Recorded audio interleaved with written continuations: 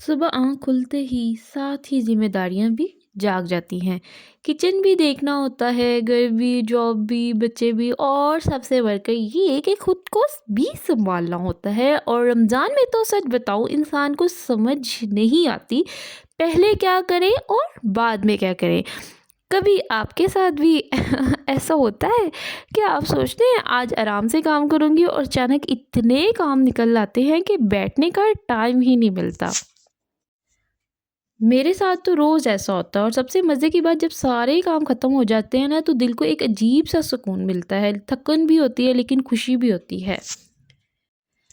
वैसे एक बात बताऊँ, मैं ये सब कुछ क्यों रिकॉर्ड करती हूँ ताकि जब कभी मोटिवेशन ना हो तो हम एक दूसरे की लाइफ देखकर हिम्मत पकड़ लें। अगर आप भी मेरी तरह एक वर्किंग वूमन है तो ये चैनल ज़ेनी ऑफिशियल आपके लिए ही है। जी, तो अस्सलाम वालेकुम मेरे प्यारी-प्यारी फैमिली, कैसे हैं आप सब? उम्मीद है आप सब खैरियत से होंगे और आपके घरों में भी रमज़ान की बरकतें नाज़िल हो रही होंगी। ये आप सहरी देख रहे थे, सहरी भी आज हमने सादा-सा खाना खाया, गरम-गरम रोटियाँ, शामी चाय और रमज़ान में सादगी ही सबसे बड़ी नेमत है। तो उसके बाद मैंने ये सारा अपना किचन क्लीन कर लिया और यकीन मानिए जब आप सहरी में ही सहरी के बर्तन वॉश कर लेते हैं, किचन नीट कर लेते हैं, तो आप सारा दिन रिलैक्स होता है। बस फिर आप उठें और नमाज़ पढ़ें और फिर इफ्तारी की तैयारी में लग जाइए। ये नहीं होता कि भई किचन भी नीट करना है और बर्तन भी धोने हैं, बड़े मुश्किल लग रहे होते हैं। और फिर मेरा तो किचन सेट हो गया था और फिर शुरू होगी टीचर वाली लाइफ। सूट प्रेस करना, रेडी होना और टाइम को देखकर जल्दी-जल्दी करना। घर से निकलते हुए ना एक अलग ही फीलिंग होती है कि एक औरत घर भी सँभाल रही है और अपनी जॉब भी। स्कूल जाकर पेपर चेक किए, बच्चों के साथ टाइम गुज़ारा, यही तो असल सुकून है मेरी लाइफ का। तो जनाब ये तो मैं अपना ना सैरी में भी अपना सूट भी ना ये सैरी में प्रेस कर लिया था और उसके बाद जब मैं रेडी-शेडी हुई तो यहाँ पे मुझे याद आया मैंने ना पौधों को आज पानी नहीं दिया, तो वो मैंने जल्दी से पौधों को पानी दिया, तो मैंने कहा चलो यहाँ पे क्यों ना थोड़ा-सा एक छोटा-सा शॉर्ट रिकॉर्ड कर लेते हैं। तो स्कूल जाते ही जब आप वहाँ पे अपनी टीचर्स फेलो से मिलते हैं तो आपको इतना अच्छा लग रहा होता है उनसे हँसी मज़ाक करना, बातें करना। आपका सारा दिन बहुत अच्छा गुज़र जाता है, आपको फ़ील नहीं होता। आप ज़रा थोड़ी देर के लिए ना घर की जो परेशानियाँ होती हैं बातें होती हैं, आप उनसे दूर हो जाते हैं। मतलब आपको याद ही नहीं रहता आपके दिमाग में कि आपके घर भी कुछ चल रहा होता है। जब आप घर आते हैं तो फिर आपको याद आता है अच्छा यार ये बात थी।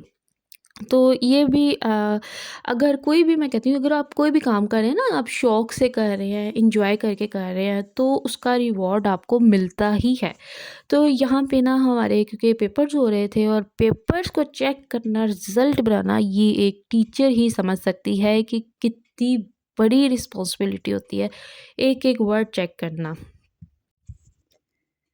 और ना सबसे पहले मैंने ना अपना रूम क्लीन किया क्योंकि ये सच बताऊँ बिखरा हुआ कमरा देखकर मेरा दिमाग भी बिगड़ जाता है।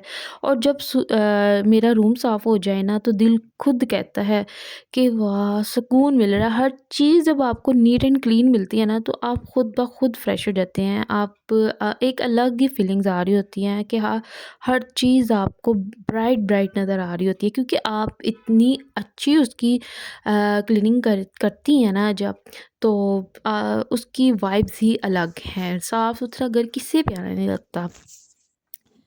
तो ये मेरा मैट्रेस का कवर है, इतना अच्छी इसकी फिटिंग है कि अगर इसके ऊपर बेडशीट बिछा दूँ ना, तो वो बिल्कुल भी 2 दिन तक भी ख़राब नहीं होती। लेकिन बेडशीट बिछाने का भी एक तरीका है कि अगर आप उसको इस तरह दोनों तरफ से अंदर से अच्छी तरह से फ़ोल्ड कर लें ना, तो सारा दिन क्या 2 दिन तक आपकी बेडशीट ख़राब नहीं होगी, जितनी मर्ज़ी ऊपर बच्चे जंपिंग करें, जैसे मर्ज़ी बैठें, कोई नहीं।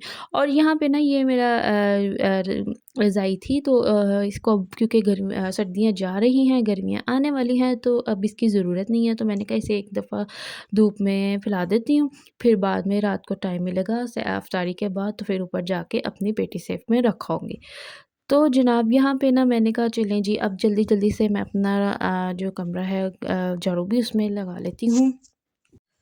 स्कूल से जब मैं घर आती हूँ ना तो बिल्कुल भी दिल नहीं कर रहा होता है ना सफाई करने का और ना ही कोई काम करने का। लेकिन जब तक आप अगर आपने सुबह ही जब आप मॉर्निंग में उठते हैं तो अपने ये सारे काम कर लेना घर आके आप इतना रिलैक्स होते हैं ना कि आपको कोई इस तरह के काम की टेंशन ही नहीं होती अगर आपने सुबह ही कर लिए होते हैं। लेकिन अगर कभी मुझे सुबह टाइम ना मिले कभी-कभी मेरे साथ ऐसा होता है कि चलो आज नहीं मैं आके कर लूँगी तो वो फिर मैनेज करना ना ज़रा थोड़ा मुश्किल हो जाता है। उस दिन आप इतना थक जाते हैं ना कि बाकी काम करना भी आपको बहुत ही मुश्किल लग रहा होता है। इसलिए मैं कहती हूँ सुबह का टाइम सबसे बेस्ट है सफाई के लिए ना।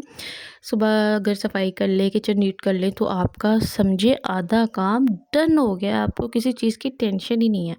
और फिर जब मैं स्कूल से घर आती हूँ, सच बताऊँ 10 मिनट के लिए लेटती हूँ, पता ही नहीं चलता कब आँख लग जाती है। और रमज़ान में थोड़ा रेस्ट बहुत ज़रूरी होता है। और ये देखें मेरा चमकता दमकता रूम कितना प्यारा लग रहा है ना, कितना खूबसूरत लग रहा है।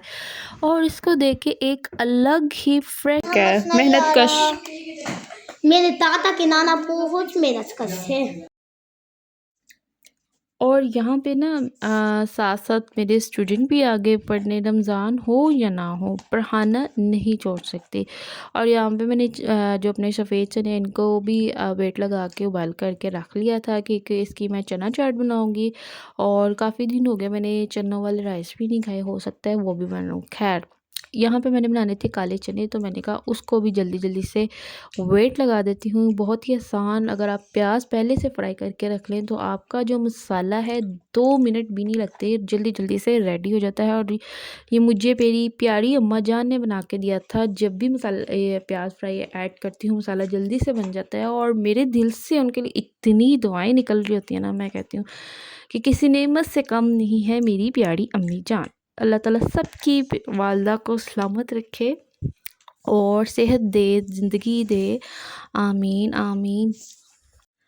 साथ ही इफ्तारी का टाइम भी हो गया था, तो आज इफ्तारी में मैंने कुछ ज़्यादा नहीं बनाया क्योंकि कभी-कभी थकन को भी समझना चाहिए। और मेरे जो हस्बैंड हैं वो थोड़ी-सी चीज़ें ले आए थे।